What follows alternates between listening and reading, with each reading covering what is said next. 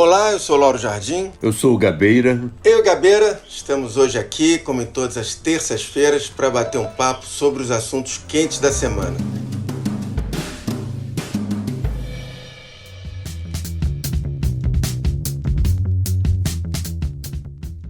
Hoje a gente vai conversar sobre dois assuntos. Primeiro, eu e o Gabeira vamos falar sobre a polêmica decisão do ministro do Supremo, Marco Aurélio Mello, de dar um habeas corpus para soltar o André do Rep, que é um dos chefes do PCC e um dos maiores traficantes do Brasil.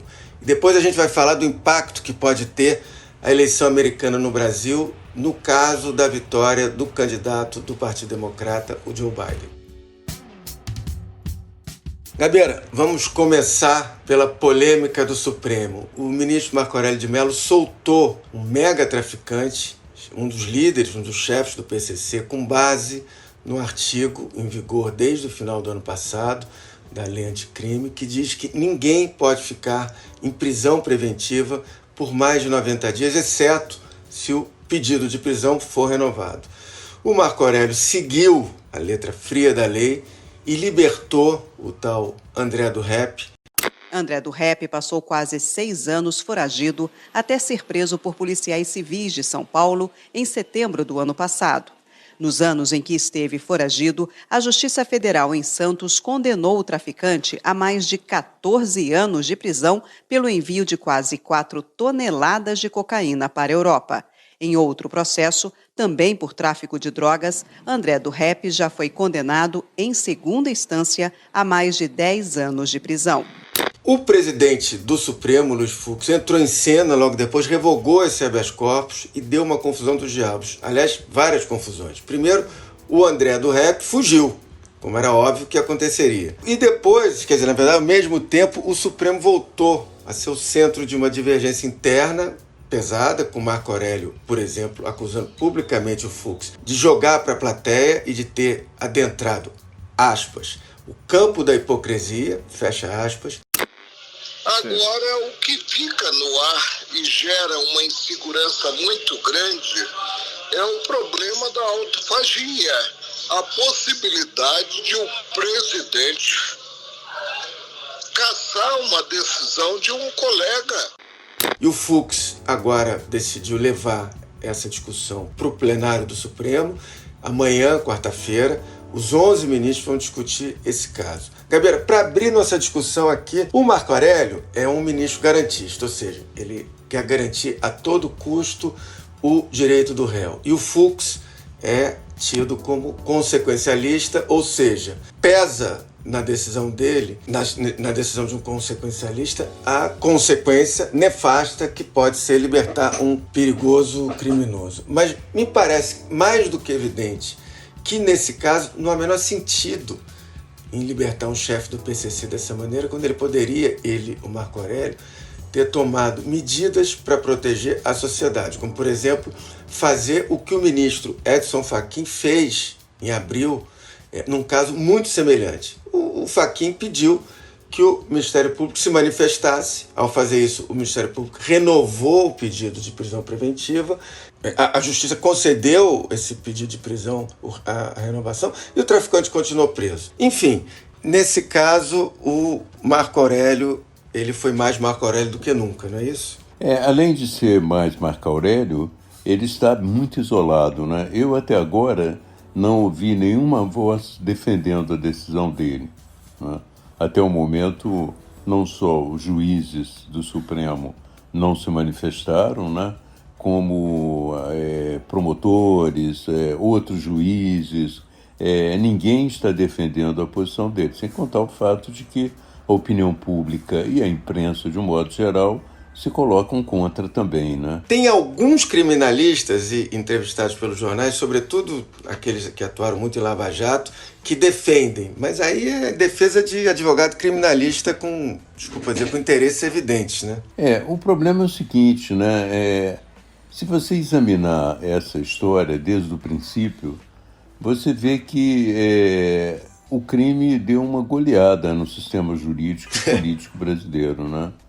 Primeiro, o primeiro gol, né, foi a realização da lei mesmo, Quando você vê a gravação daquela comissão onde o tema foi colocado, você observa que ele foi votado às pressas e que o próprio autor da proposta, num determinado momento, diz: não, vamos aprovar, a gente conserta lá no plenário. A gente revisa lá no plenário esse texto da lei. Se a lei fala que o procedimento encerra 90 dias, mas o juiz, ele acha, pelos elementos que ele tem do processo, que o cara deva continuar... Ele mesmo, renova. Ele de ofício renova, entendeu? Estou em dúvida ainda, mas não vou me opor para a gente... Vamos tocar, aprova isso aí não é uma coisa no plenário, a gente revisa. Então, eles fizeram a lei pensando basicamente no crime de colarinho branco. Isso. Eles não, por exemplo, não previram, né, nada a respeito da periculosidade do preso. Isto é, eles achavam que, de barato, que o crime do colarinho branco, sobretudo que envolve político, não há problema de perigo para a sociedade. Não é? Eles também não quiseram colocar uma condição, por exemplo, da prisão de segunda instância, que é uma espécie de tabu para eles falar de prisão de segunda instância. Mas o André, ele não só era perigoso, como ele já estava condenado em segunda instância. Então, a lei já foi aprovada de uma forma muito especial, pensando nos políticos e pensando também num aspecto importante para os políticos. É que se você fica muito tempo na cadeia, há uma tentação grande de delatar. Exato. E se houver um horizonte temporal definido, você segura a onda até ser solto. Então, essa era uma decisão. Então, o primeiro gol foi aí. O segundo gol foi quando foi para a sanção do presidente da República. O Moro aconselhou o presidente da República a vetar e ele não vetou, apesar de ser uma pessoa que se diz interessada em segurança pública, durão, que mata, acontece, mas nesse ponto em que ele podia, de uma certa maneira, contribuir, colocando algumas condicionantes e tal, ele deixou rolar. Então foi o segundo gol, né? Após a aprovação da nova lei, o então ministro da Justiça, Sérgio Moro, e a Procuradoria-Geral da República pediram que o presidente Jair Bolsonaro vetasse esse trecho. Apesar dos pedidos, Bolsonaro sancionou o pacote anticrime sem vetar o artigo 316. No mesmo dia em que sancionou a nova norma, escreveu em uma rede social: "Não posso sempre dizer não ao parlamento, pois estaria fechando as portas para qualquer entendimento, e que só avançamos também porque recuamos em alguns pontos." O terceiro foi o seguinte: ninguém, depois que a lei estava em vigor, era preciso realmente tomar muito cuidado para que ela não fosse aplicada. Então, promotores, a primeira instância, tinha que ficar muito atenta para tentar aplicar. O juiz disse que não há tempo, não há possibilidade de fazer isso. E os promotores disseram que pediram que a prisão não fosse revogada. Mas foi também uma vacilada.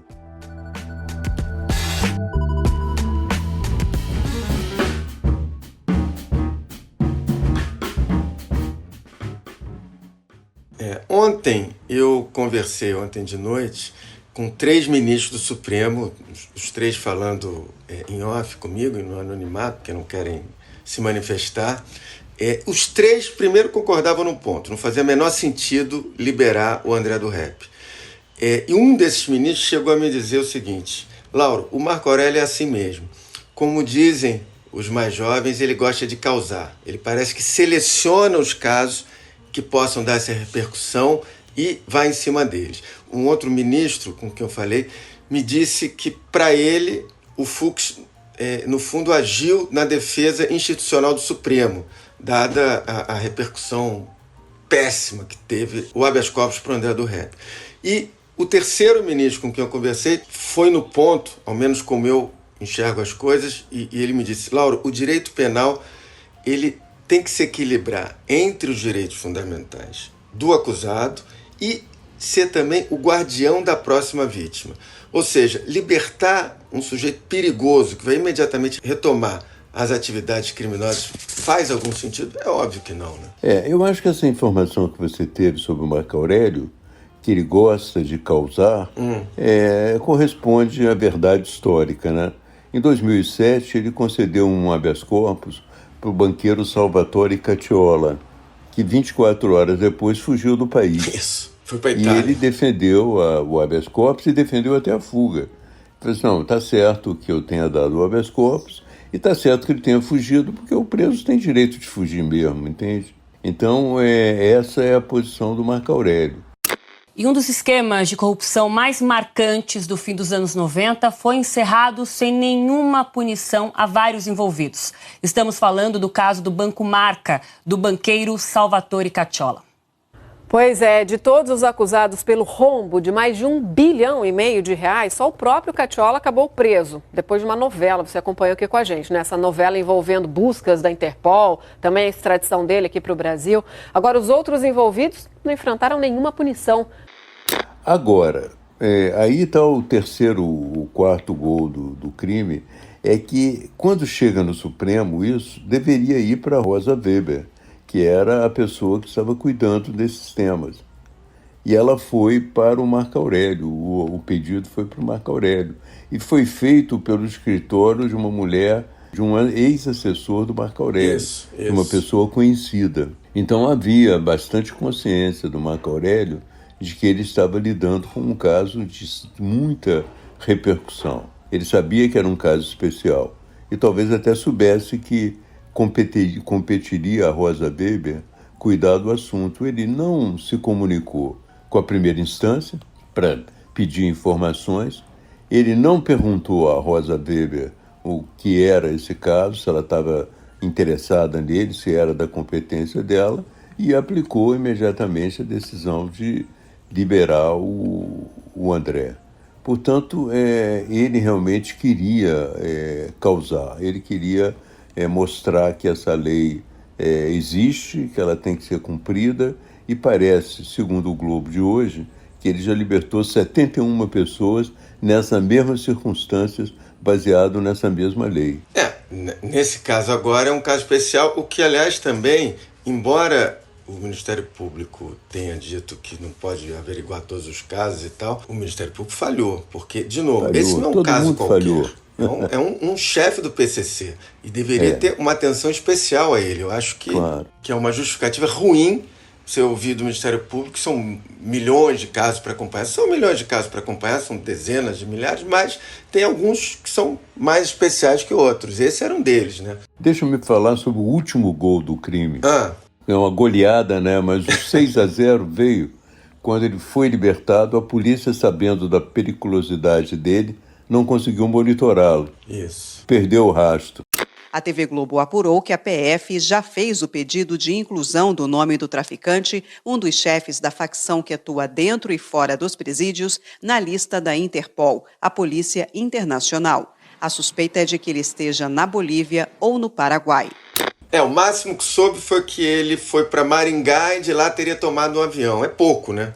Não, ela teria que impedir isso. Claro. Porque ele tinha, dentro da decisão do Marco Aurélio, ele teria que ficar em Guarujá. Aliás, onde estava passando o fim de semana também o presidente Bolsonaro, numa reserva da Marinha. E ele deve estar no Paraguai pensando, poxa, o Brasil não é um país sério.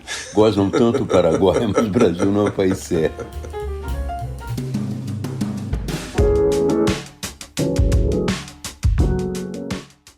Teve um desses ministros que eu conversei, disse o seguinte: Lauro, 2 erros não fazem um acerto. O que ele quis dizer com isso?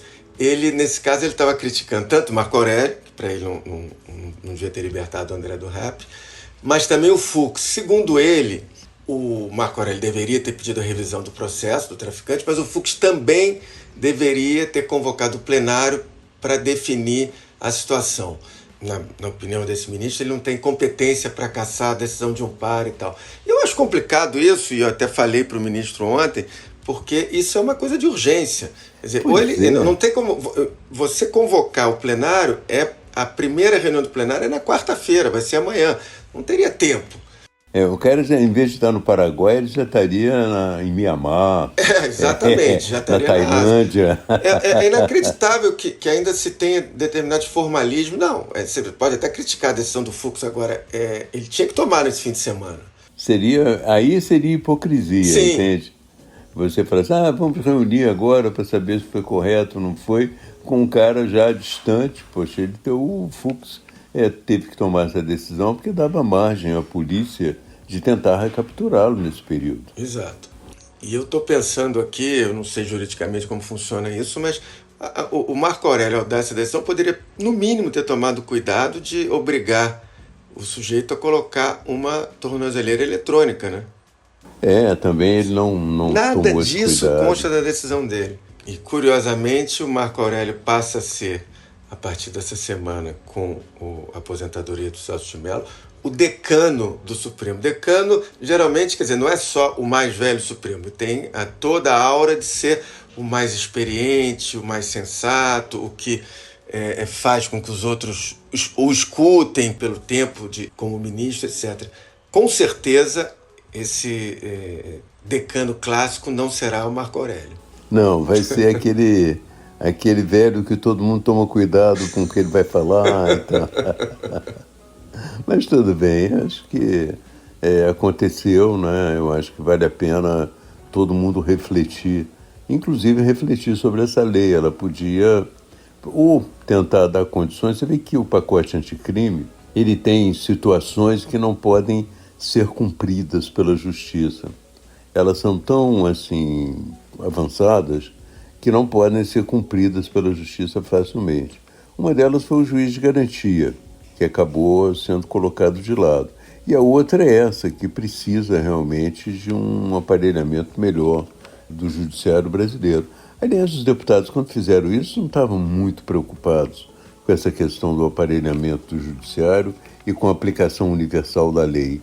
Eles sabem muito bem que os pobres continuarão presos do mesmo jeito. Exato. Né?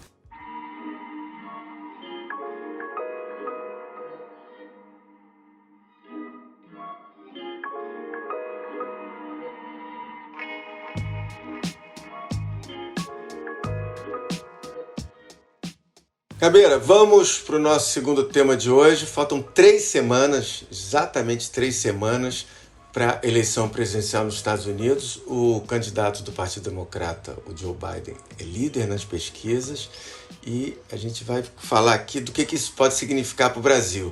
E para abrir nossa conversa, eu quero lembrar que, fora a China, que é uma obsessão do Trump, o único país citado no primeiro debate entre o Trump e o Biden foi justamente o Brasil, quando o Biden falou da floresta amazônica, falou que ela estava sendo destruída e que ele, eleito presidente, ia tentar fazer com que reunir países para levantar 20 bilhões de dólares e dizer o seguinte, ele disse, olha, aqui estão 20 bilhões, pare de devastar a floresta. Se você não parar, vai enfrentar consequências econômicas significativas. Here's $20 billion. Stop tearing down the forest. And if you don't, then you're going to have significant economic consequences. É um recado, aliás, mais claro impossível e num tom completamente diferente do que o Trump, que é um negacionista como Bolsonaro, vem dando. E tem mais. Tem um outro assunto também complicado, espinhoso, que o Bolsonaro costuma exaltar, que é a ditadura militar, que também é motivo de preocupações do Biden de alguma maneira. Em 2014, ele era vice-presidente do Obama, ele desembarcou em Brasília com uma vasta documentação produzida pelos diplomatas americanos entre 67 e 77, e ali, nessa documentação, quer dizer, tem informações passadas por vítimas, informantes dos diplomatas dentro das Forças Armadas, Serviço de Repressão. Tem todo o material que o Biden entregou para a Comissão da Verdade no governo Dilma, eram relatórios que falavam sobre censura, etc., assassinatos durante a ditadura. Como é que um governo que exalta um torturador como o Brilhante Ustra vai lidar com isso? Como é que um governo que culpa os índios, os caboclos, pelas queimadas no Pantanal, vai lidar com um presidente, que é o presidente, que se vier a ser presidente da nação mais poderosa do mundo, que abraça essa causa? É complicado, hein? É uma mudança e tanto, aliás. É complicado, porque também coloca o Bolsonaro numa situação difícil, porque ele tem uma admiração muito grande pelos Estados Unidos. Isso. Né? E ele disse que disse para o Al Gore que gostaria de explorar a Amazônia com os Estados Unidos. A Amazônia não pode ser esquecida. The Amazon cannot possibly be forgotten or sidelined at all. Temos muitas riquezas. We have a wealth of resources. Gostaria muito de explorá-la junto com os Estados Unidos. E a proposta do Biden é exatamente de uma exploração sustentável. E esses 20 bilhões ele reuniria junto com outros países para uma exploração sustentável, um desenvolvimento sustentável da Amazônia. Portanto, se o Bolsonaro fosse realmente coerente com a vontade dele de estar próximo dos Estados Unidos e de explorar a Amazônia com os Estados Unidos, por que ele não exploraria com Biden no governo? Não é? Claro. É uma situação que vai ser muito difícil para ele e eu acho que completa o cerco, né, que o Brasil sofre no momento. Você sabe que aquele acordo comercial entre o Mercosul e a União Europeia está em cima do telhado. E está em cima do telhado exatamente por causa da política ambiental do Bolsonaro. Essa questão ambiental levou o governo da França a se manifestar mais uma vez contra um acordo comercial entre a União Europeia e o Mercosul. Os franceses querem estabelecer novas exigências para retomar as negociações. O acordo foi fechado no ano passado, mas alguns pontos ainda estão pendentes e o acordo precisa ser ratificado pelos parlamentos dos países envolvidos. Se isso é postergado, como tende a ser postergado, tende a ser neutralizado pelos parlamentos, não só parlamentos nacionais, como o próprio parlamento europeu, eu acho que o Brasil já vai ficar isolado aí, não é? E, de um modo geral, vai colocar os Estados Unidos numa posição muito favorável para o fornecimento de produtos agrícolas para a Europa, entende? Então o Brasil vai se isolar da Europa e vai se isolar dos Estados Unidos, que não vão ficar zangados porque vão ter um grande mercado e vão eliminar um concorrente pelo quesito ambiental.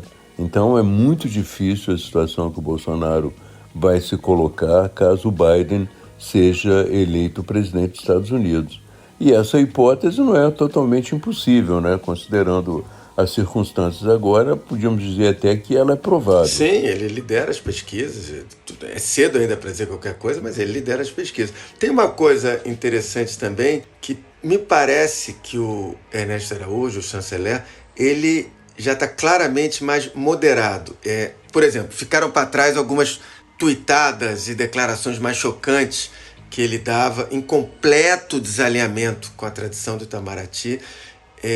Isso tudo ficou para trás. Ele tem se segurado nisso. Não, eu acho não que ele tenha mudado de posição, mas ele claramente recolheu os flaps, não sei se com o objetivo de se manter no cargo, né? Porque lá na frente poderiam achar, se o Biden for eleito, que ele não é o chanceler adequado, ou se é só um pragmatismo obrigatório de quem está vendo o vento mudar. Exatamente. Eu acho que é um pragmatismo obrigatório, porque ele está vendo o vento mudar não só nos Estados Unidos, mas como está vendo o vento mudar um pouco no Brasil em relação à ala mais ideológica do próprio governo, né?